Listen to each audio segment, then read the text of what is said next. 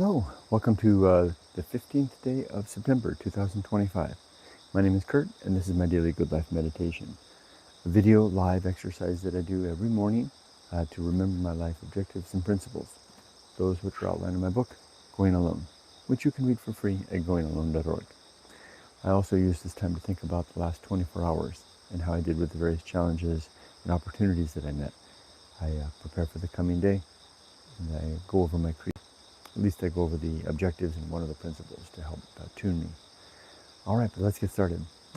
First, welcome to new subscribers. Good to have you on the channel. I'm Kurt Bell. I'm a 61-year-old retired guy living here in the countryside of Japan with my wife. Relatively newly retired, 9 months in. That's still new, trying to find my way. I think I'm mostly there.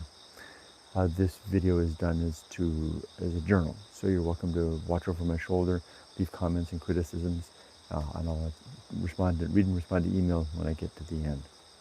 As for the temperature and the humidity this morning, it's 24 degrees Celsius and just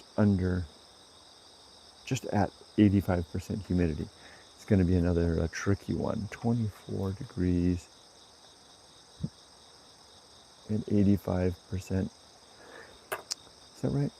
So, yeah, that's more like 87, actually. It's going to be another tough one. Yesterday, my wife and sister-in-law and I escaped away up into the mountains where the temperature remained down around 25 degrees all day. It was really quite pleasant up there. Today, I think we're going to have to struggle with it here. Although it is a holiday, we could go do something if we wanted. If it seems like I'm a little disjointed, it's because I'm recovering again from that full day of adventure. Having a big day like yesterday needs some recovery time in my 60s. It's not like just slugging at it one day after another when I could do when I was younger. All right, disclaimer: I will talk about death in this video, so if you're uncomfortable with that, please know. And a huge thank you to my YouTube supporters, members, and my supporters on Patreon. Thank you so much. Let's get started. Looking over my notes for the last 24 hours, I have two notes here. One says a full-on adventure day. Yes, that was the case. That's why I'm kind of out of it today. Yesterday, my wife and sister-in-law headed up into the deep mountains in the deep southern Alps by the community of Ikawa. We had some amazing experiences, which are all cataloged in today's upload of Retiring in Japan, which I'll be uploading probably within the next 2 hours. I have to finish editing it. It's a little why I was a little late this morning getting started. I was rendering the video, but it's over an hour long, so I have to render it in 2 parts. And the rendering took a little longer, so sorry for the late start. Full-on adventure. But the interesting note here it says, no ambush, and then /ready. So even though I was out and about in the community, I didn't get ambushed by anything. And I think it's partially because I didn't really have any circumstances that offered an ambush opportunity, but also because I simply was ready. All throughout the day yesterday, I was on my guard, saying, okay, ready for the unexpected, be ready for the unexpected, Kurt. Not in a way that would keep me from enjoying the day, but in a guarded way, like if you're eating a sandwich in an area that has seagulls that will swoop in and grab your sandwich. It's like enjoying the sandwich while you're kind of keeping aware for seagulls, right? I mean, you can actually do those two things together. The fact that the seagulls won't necessarily ruin the day, nor will they cause you to eat in haste or to be overly anxious. I mean, it could, but I was in a state yesterday where I was enjoying the day with my sandwich, so to speak, waiting for the seagulls to strike, kind of keeping a heads up for the seagulls, but nevertheless saying, I think I'm ready. It's a very interesting day. Very interesting that frame of mind is coming around, beginning to emerge. That's all I have to say for yesterday. As for the creed, I have my 8 objectives, again from the book, are to be always ready to die, to make good. See, I told you to talk about death. And this means that I have to have my affairs, my relationships, and my life's work in good shape to be ready to die. Number 2 is to make good and effective use of my time. 3, to develop and maintain good and sound life principles. 4, cultivate good emotional reactions. 5, to perform good actions relative to my values. 6, to do just one thing at a time. To recognize my true limits and true opportunities. 7, to do just one thing at a time and do that thing slowly, deliberately, and carefully. And 8, to, whenever possible, maintain my balance in both body and mind. Excuse me, I'll take another sip of coffee. It's not showing through very much. I'm making a deliberate effort to maintain my composure. This is also something that has emerged since retirement. I've always made a strong effort, at least ever since I finished writing the book in 2018, and good emotional reactions became a part of my values and balance. I made a concerted effort at all times to be in control and composed. Doesn't mean I don't let myself go sometimes, but for the most part, I guess I learned a little bit from the Japanese. The Japanese have their public face and their private face.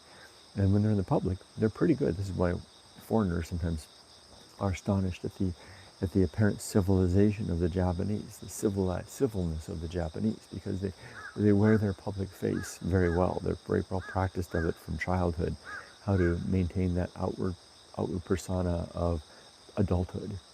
Excuse me, that's exactly what it is. It's like an adult. They project themselves in a very adult manner. The Japanese, even at a young age, I'm talking young age, I mean like mid-teens, become very good at adulting. Even if there's internal turmoil, it doesn't really show too much on the outside. They're humans just like anyone else, of course, but they're superhuman in a way that they can present this outward self. And it doesn't mean that they're denying what's happening on the inside. The Japanese simply are choosing not to burden or discomfort or inconvenience others with their own internal turmoil. They'll take that internal turmoil home and deal with it in other ways. They'll take up Kyudo, archery, or Kendo, this, and knock people around with fake samurai swords, or Judo, or something like that, or whatever, right? The Japanese find a way to release that pent-up emotion in ways. Whereas, I was raised that, and I'm talking specifically about me, the way my family was raised, that pent-up emotions meant repression, and that was a bad thing, and that you should let out your emotions almost in the moment in which they're happening. As a result, I was raised in a rather volatile household. Not aggressive, not bad. My father was the main one who was volatile, but my mother was too, in her own way, becoming more so later in life. But what I learned through modeling my family was that when you feel it, you express it. And that was a big clash when I started interacting with the Japanese culture. For a long time, I would feel it and express it and realize that I was making public displays, aka hashtag the Feast of Offal, one of the principles in my book. The Feast of Offal is when you let that outward display, when whatever's inside comes out, sometimes at a very bad moment, and soils those around you. And that's exactly how the Japanese would see it. Someone who has an unnecessary, unwanted public display of emotion is soiling the atmosphere. The air, what the Japanese would call the kuki, the air. They refer to air as a slightly different manner, but you could soil the air for sure. It's like somebody farting in a closed room. It's like, well, geez, keep it inside, dude. That's a good way to think of it, in fact. So, through long exposure to the Japanese, modeling after them, and learning about it myself, and learning that exploding your emotions out doesn't really get very far. It's a temporary release at the expense of the well-being of yourself and others. I added the Feast of Offal to the book, added hashtag Temperance to the book, added hashtag the social principle, added hashtag the principle of family, added hashtag balance, added hashtag good emotional responses. You can see at least 4 or 5 of the principles in my book are wrapped around the Stoic ability to measure, to recognize, measure, and control what's happening inside relative to what's happening outside. It doesn't mean deny it. If it seems like I'm laboring that point, it's because I was raised with that point. I was raised and told that if you didn't handle what was happening inside you in the moment, that it was becoming repressed and that it would eat at you in the inside. And I've learned that that's not the case. Sure, maybe if you ignore it outright, but what I do is I take it home with me and I'll come out to a place like this and I'll think it through. I'll make notes. I'll make another video in the following morning. I'll make a note and say, wow, I had a really bad moment. I kind of let out the emotions almost got out. And then the next morning in my Good Life meditation, I'll talk it out in front of anyone that wants to watch. These things really and truly work, and they're much better in terms of a social sense, because no longer, I mean, it's like zero. I mean, because I was modeled after my dad and mom, where I would let the emotions out for a long time in my marriage, and then fortunately it was only a short time while I was raising my daughter. I would be the kind of guy that would get frustrated at the dinner table and spout out my emotions. I wasn't violent, I wouldn't pound the table or anything like that, but it was clear to my family that Papa wasn't very happy, and I was letting the whole world know. It was really when my daughter came around that and I'm sorry that my wife had to live through some of that, but like I said, I wasn't bad. I wasn't like I was throwing stuff and punching walls or anything like that. I was simply not managing my own shit. Excuse me, that's a good way to say it. I wasn't managing my own shit. Yumiko manages her own shit. She talks with me about some stuff, but for the most part, and this is really, I'm sorry, I don't like to use 4-letter words, but this is appropriate, right? Yumiko can manage her stuff, right? And I learned in my early 40s to manage my stuff as well. It's become a very important part of my life. So this whole thing about that, right? The reason I got started saying this was, right, I'm putting on a front right now. I'm doing my best to give you the impression of someone that's doing all right and in control. And I am. I'm all right. And I don't have any mental turmoil right now. I'm not angry or upset in any way. I'm quite at peace. But I'm utterly exhausted. I mean, I can barely stand up. I'm drinking this coffee like Red Bull, because I've had like 3 adventures in the last 7 days, and it's really taken a lot out of me in this summer heat. So I'm showing you that I can put on a good show. What's more important, and this show is less important, right? I mean, there's a few of you here, and probably your friends, and what I mean by that is that you're probably the regulars who I see often, who I consider to be friends. So I mean, among friends, I could say, oh gosh, I feel like crap. I don't really want to do this very long. I'm just going to power through this, and I'll hit the button and go in there and do that, right? But I don't want to do that. That's not good. Even if you guys would understand, it's not the way I want to live my life. What I want to do is I want to take everything that I do, make good use of time. This is good opportunity. There might be someone new here that's never seen this before. And maybe if they can see me making a strong effort to put forth my best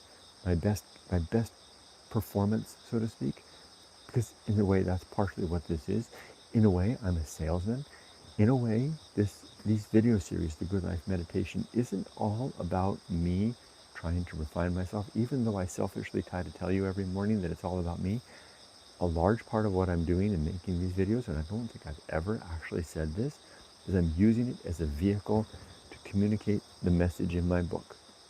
Because I know from long experience, from 19 years of making videos on YouTube, that when I introduce my philosophy, so to speak, my creed, as I call it now, into my videos, whether it's a hiking video or one of these, or a retiring in Japan video, when I take those moments out from the, wow, look at the waterfall, to, speaking of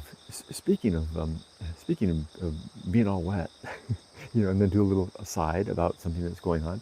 That's the stuff that sometimes it's like a little message in a bottle that gets through.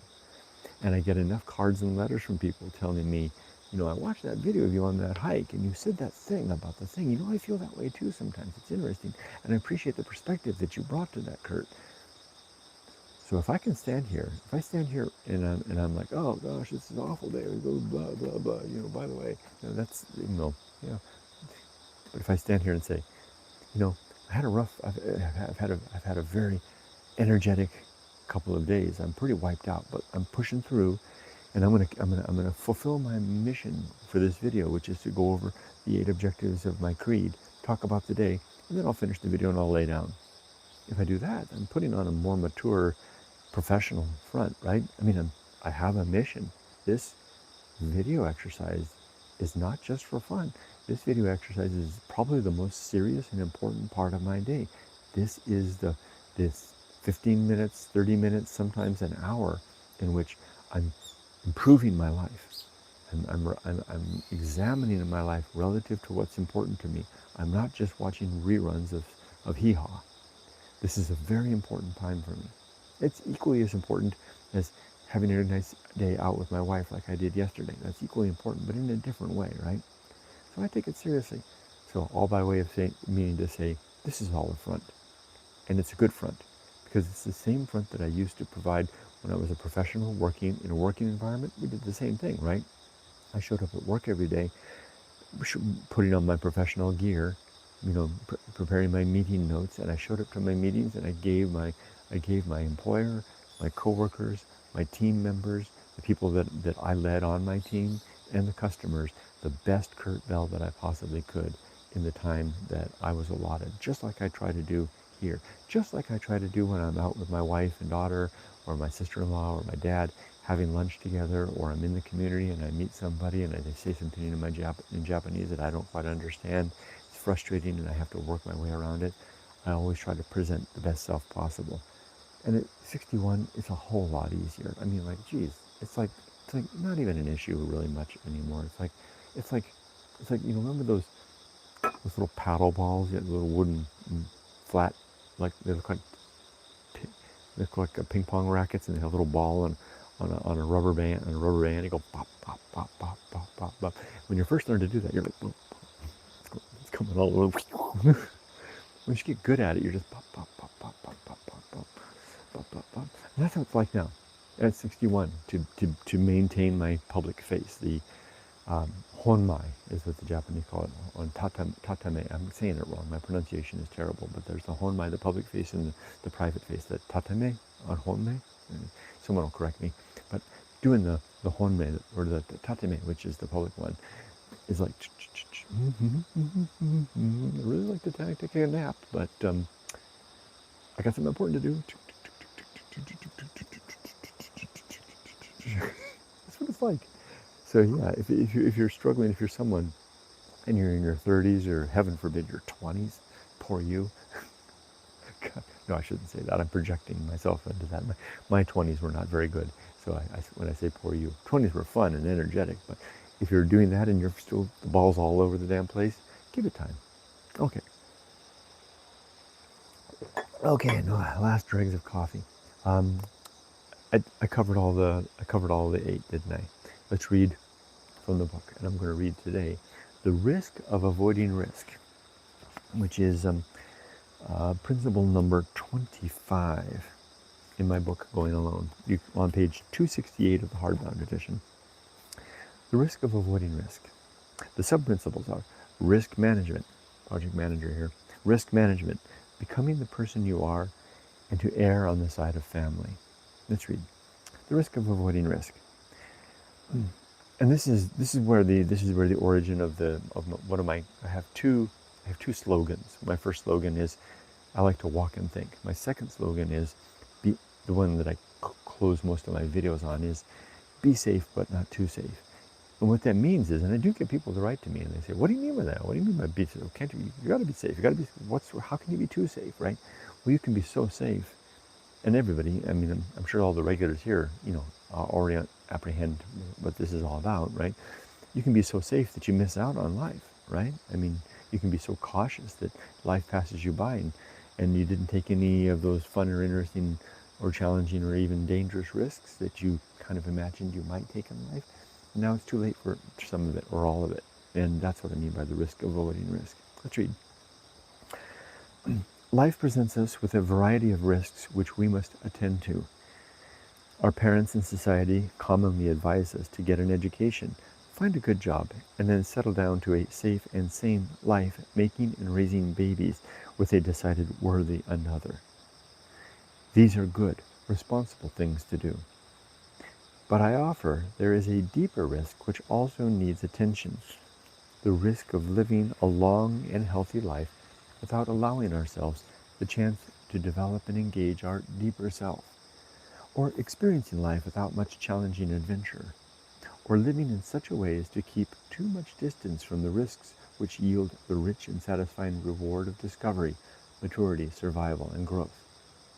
So, attend to both types of risk, the practical aims of school, work, family, security, and money, as well as perhaps the less practical, though often quite worthwhile risk of not becoming the person or living the life of our dreams. There you go. Wow. The risk of not becoming or living the life of our dreams. Avoid the trap of managing risk to the extent of walling ourselves completely into our own safe, secure, and familiar coffin, becoming who we have settled for. Though, when in doubt, that was the end of that one.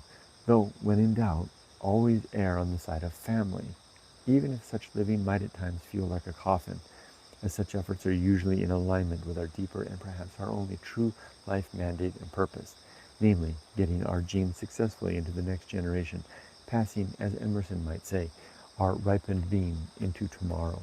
So I added that bit in after pretty much getting to the end of my fatherhood career, and I had watched many men in particular leave their families and in order to pursue some other dream, and pay a deep price at a later age when they get older and they realize the dream that they left their family for leaves them basically with kind of a hollowness, right? It's like it's not quite the same, and then realizing they had missed the opportunity to be there for their son or daughter, or sons or daughters, or whatever it is, right? So there's that. So that's why I say err on the side of family. Attend to the responsibilities of life. See if you can also attend to the dreams. Err on the side of family, and avoid. Try to, wherever possible, be safe, but not too safe. Okay, now as for today, well, it's a Monday. It's a holiday here in Japan. It's Respect for the Aged Day. I expect a little respect. People get mad. People get upset when I keep on referring to myself as old, right? I think it's because it's the people that are my age who aren't ready to be old that are railing against me. They especially get upset when I talk about my mental and physical capabilities declining in every way, and because I think it's because they don't like that as well. You know, I was thinking about it yesterday. I was out in the mountains and we stopped at one point to look at a waterfall, and a group of bikers went past, and Yumiko asked me, she said, "Would you like to get a motorcycle again here in Japan?" I told her, "Oh, no. So my motorcycling days are done." I said, I've been riding motorcycles since I was 9, and I said I made it to almost 60 as a biker, and didn't have a single major accident. I said, my motorcycling days are done, because if I have an accident now, I'll likely get injured and I won't easily recover. People get, when I say that, people really get upset at me. Older men get upset at me. Older men who still want to be bikers, who postponed whatever motorcycle dream they had, and they said they'll do it when they're retired. And then here's this guy, newly retired, saying he's too old to ride a motorcycle. I think it offends their idea of self, right? So, but it's interesting. So I've learned to be very careful to try to couch such language in personal reference. I'm too old to ride a motorcycle. I don't want to ride a motorcycle. I don't want to do this or that or the other thing. So I'm not saying things like I'm too old for this, because they can take that as a blanket statement. Anyway, it doesn't work. You guys, if you guys see my emails sometimes, I get the most astonishing emails. People will, because these videos stay up forever, right? So it's like a cumulative, long tail marketing thing, right? I mean, I'll get email from someone that'll see a video I made 10 years ago, talking about something like this, and they'll write to me, I'm 62 years old and I just bought a Harley, right? What are you talking about? You can't ride a motorcycle. You're just getting started on freedom. It's like, where did this come from, right? Oh, you watched the video from when I was 52 talking about this stuff because I was talking about it back then a little bit. It was dawning on me back then. Anyway, it's a free day. I don't know exactly what we're going to do today, but sometimes those are the funnest days. I have a note here. It might be fun to go downtown and see a movie, especially because it might rain a little bit in the afternoon. We'll see. Let's get to comments. Hi, Robert. Hello. Robert says 26C and 46 humidity with an AQI of 40. 40? Isn't that awful? Isn't that horrible? What's going on? Your air quality. Wasn't it 20 like just a couple of days ago, Robert? 26 is just about where I am right now.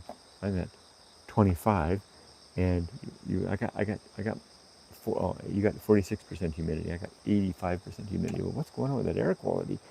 Wow. In Napanee, Ontario, of course, that's where Robert is. Julie says it's 74 degrees and 63% humidity. So funny, Julie, because living in Asia, I have to get used to Celsius, etc. But whenever someone says, and I have to think, whenever I think the Celsius stuff, I have to kind of, in my mind, try to correlate it, convert it to Fahrenheit. But when you give me the Fahrenheit, I'm like, I get that. I know what 74 feels like. 63% humidity. And good day to you, Julie. Hello, Tim. Weather check for here in the UK at 9:44 p.m. is 13.7 C, and a little warmer than yesterday, huh? And 97%. Wow, 97%.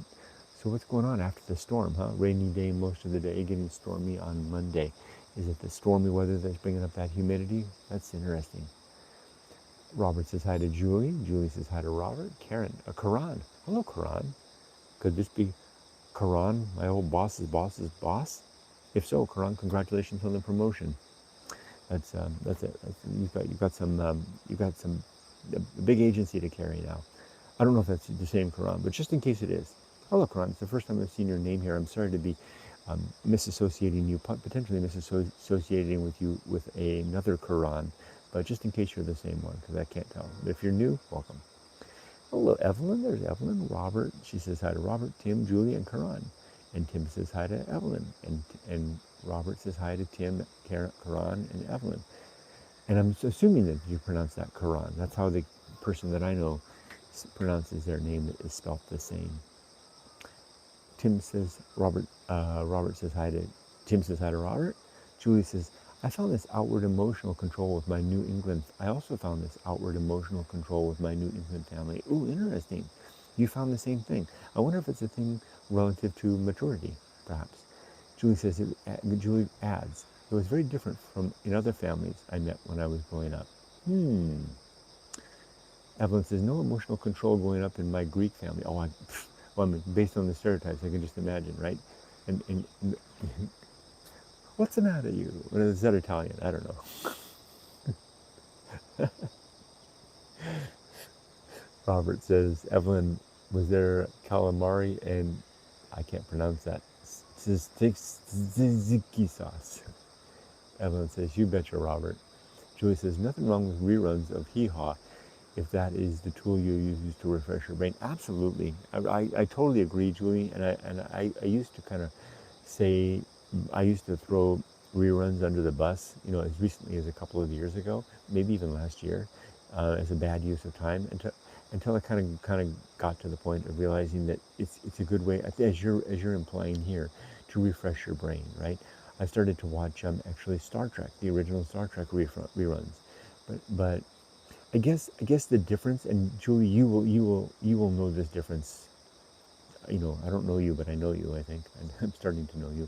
You will know this difference. There's a difference between watching a rerun to refresh your brain, and there's a difference between watching a rerun to simply kill time.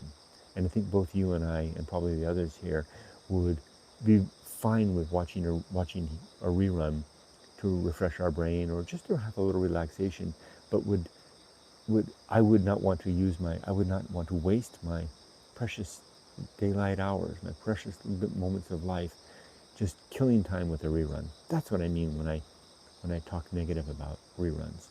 I need to do a better job of making sure that that's clear. just mindful of what you were doing. There you go.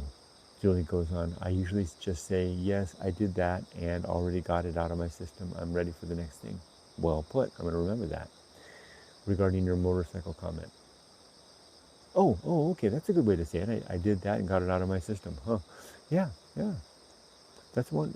Yeah, you're right. I don't have to go out and qualify it because then I don't want to rain on their parade. I mean, there's guys out there that are truly enjoying their motorcycle riding into into their late 60s and beyond, right? Why do I need to rain on their parade? Thank you for the good observation and guidance there, Julie. Evelyn says, if my mental capacities were still sharp, the last 2 nights I would have remembered that the Good Life meditation starts at 10:30, not 11:30. That's where you've been, huh? 11:30 p.m. Wow, what are you doing up at 11? What are you doing? Are you still up at 11:30, Evelyn? Wow, that's impressive. Tim says, I get my weather from my weather station. We'll have to change the temp setting to Fahrenheit. That's fine, Tim, because when you say Celsius, I'm looking at my little thing right here, and I can look. You might see it you might notice every time you re-give it. I look over, and I literally gauge it. Right? It makes a lot of sense. And I started reading that wrong. I get my weather from the weather station. I started to read it like, when I drink beer, I drink Heineken.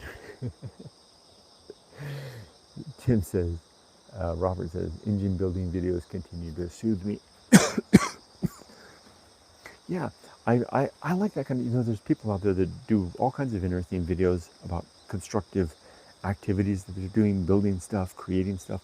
I'm finding those kind of stuff interesting where I can actually kind of have it on in the background and be doing something else, like responding to YouTube comments. But it's got to be something that's kind of like you just said, Robert, an engine building video or something like that. If it's something like, if it's Neil deGrasse Tyson talking about, astronomy, I can't. I mean, I have to have all my attention to that. There's things that I'm sure everyone is like this, right?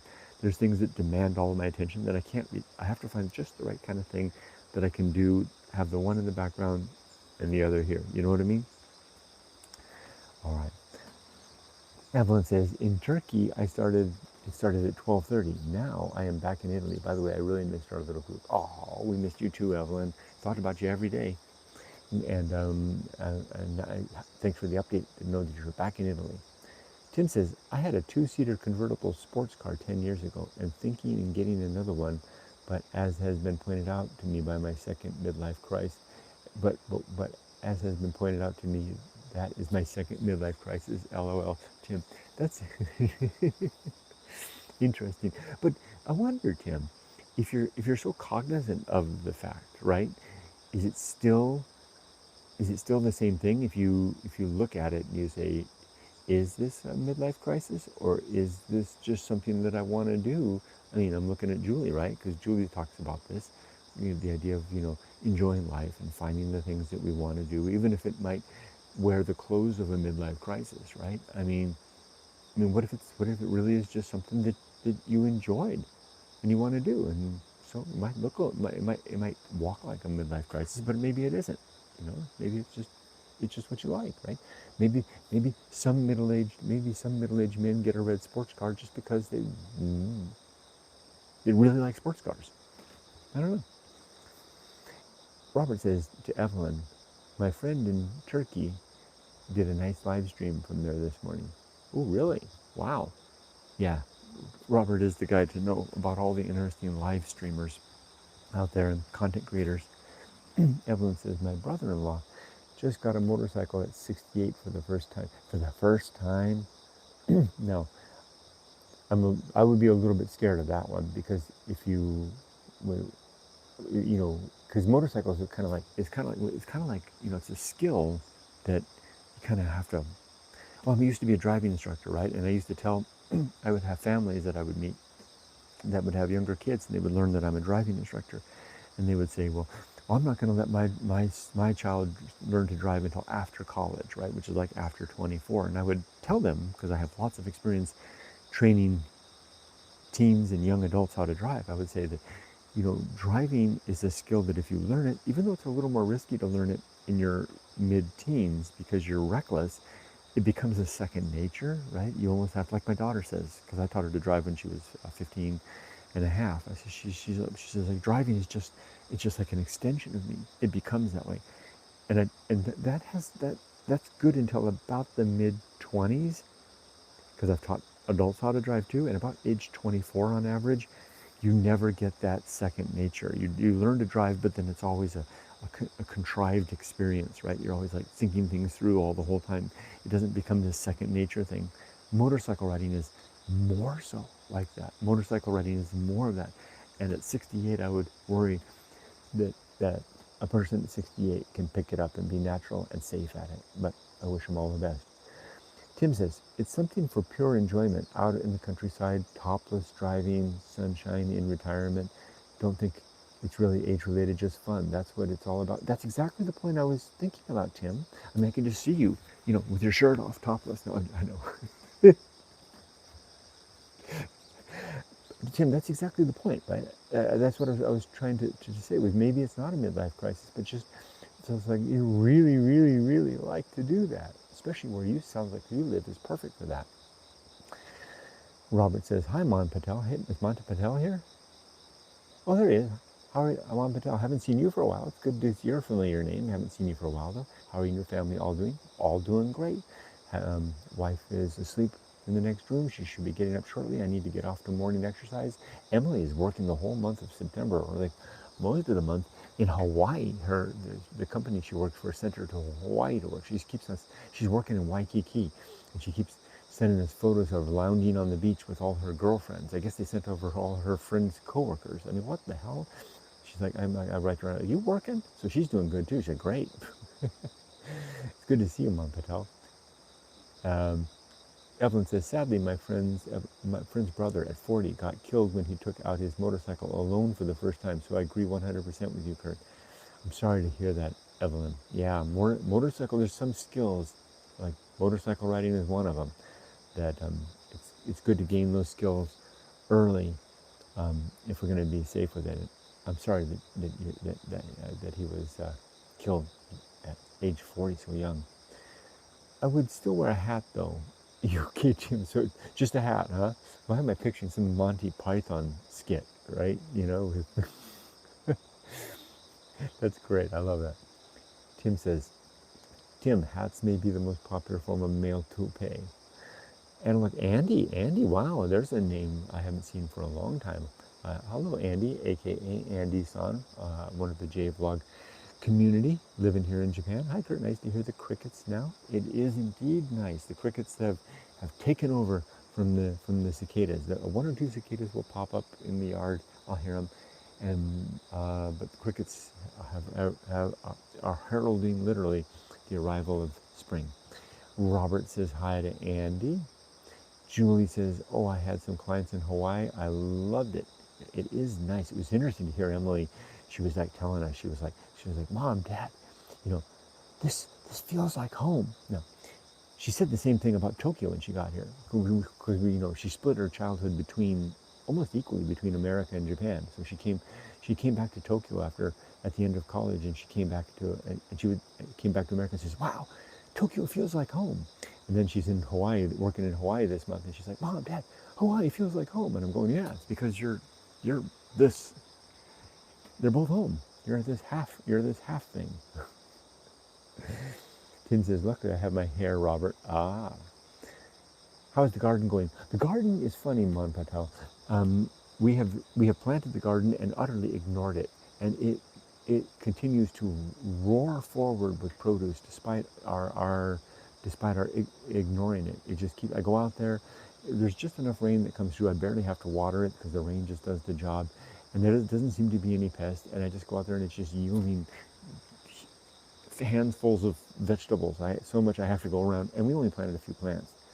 So, and I think one of the reasons is that it's farmland that hasn't been used in like 7 decades. So it's rich, deep, dark soil, river soil, and so it really seems to be good. So next year, this winter, I'm going to spend the winter terraforming the land in the backyard, in the garden. This is the garden. That's the forest behind our house, and then this is the trail through the bamboo forest to the river garden beside the river. I'm going to spend the winter doing all the landscaping, getting and preparing rows for a real serious garden next summer. Okay.